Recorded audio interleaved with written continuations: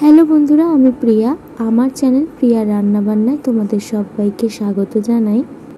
বিভিন্ন রকমের dessert recipe আমি তোমাদের সঙ্গে শেয়ার করেছি। আজকের একদম নতুন পদ্ধতিতে নতুন স্বাদের একটা ডেজার্ট রেসিপি শেয়ার করব। আজকে আমার রেসিপি সাবুদানার রসবড়া। এই রেসিপিটি বানাতে সময় লাগে খুবই কম আর খেতে লাগে দারুণ সুস্বাদু। তো পুরো ভিডিওটা প্রথম থেকে শেষ পর্যন্ত দেখার অনুরোধ রইল, আশা করি ভালো লাগবে। এখানে আমি 200 গ্রাম সাবুদানা ওভারনাইট ভিজিয়ে রেখেছিলাম।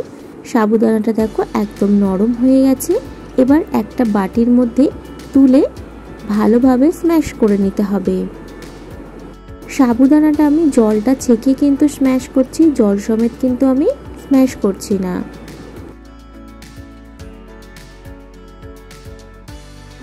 এবার গ্যাসে কড়াই বসিয়ে দিয়ে দিচ্ছি 2 বাটি পরিমাণে জল, আর ওই বাটি মেপেই দিচ্ছি 1 বাটি পরিমাণে চিনি।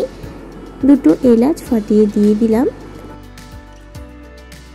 খুব ভালোভাবে একবার মিশিয়ে নেব, আর গ্যাসের ফ্লেমটা একদম হাইতে করে দিয়ে চিনির শিরাটা তৈরি করে নেব।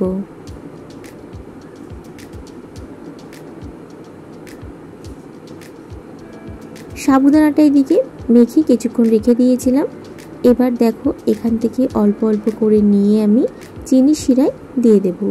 চিনিটা যখন গলে যাবে, চিনি শিরাটা ফুটতে শুরু করবে, তখন বড়ার আকারে চিনির শিরার মধ্যে একে একে দিয়ে দেব। তোমরা কিন্তু এইভাবে একবার সাবুদানার রসবড়া বানিয়ে দেখো, খেতে ভীষণ ভালো হবে। আর এই রেসিপিটা তোমরা যে কোনো একাদশী বা উপোসের দিনে কিন্তু বানাতে পারো।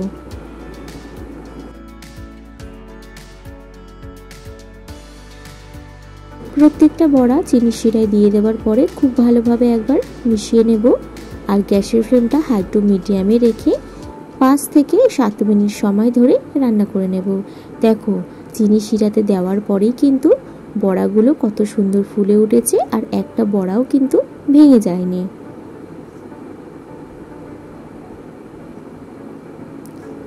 পাঁচ থেকে 7 মিনিট জাল করার পর দেখো রসবড়া কিন্তু আমার একদম রেডি হয়ে গেছে।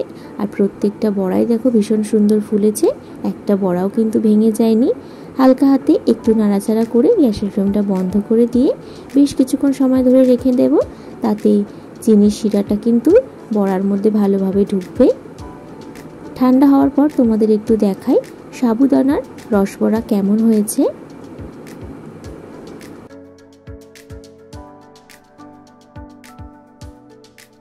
দেখো সাবুদানার রসবড়া কিন্তু বেশ সুন্দর নরম হয়েছে আর ভীষণ সফট হয়েছে।